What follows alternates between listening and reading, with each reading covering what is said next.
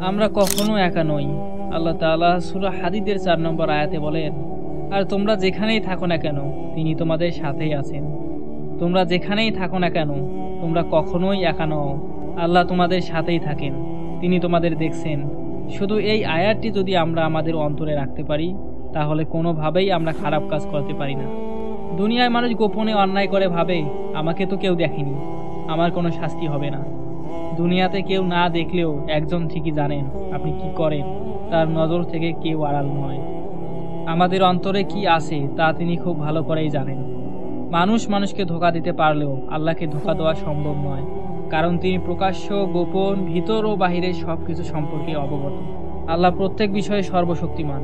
কিয়ামতের দিন আল্লাহ সকলকে তার ভালো মন্দ সবকিছুই দেখাবেন। তাই আসুন আমরা ফিরে যাই সেই মহান রবের দরবারে, যার দয়ার কোনো সীমা নেই।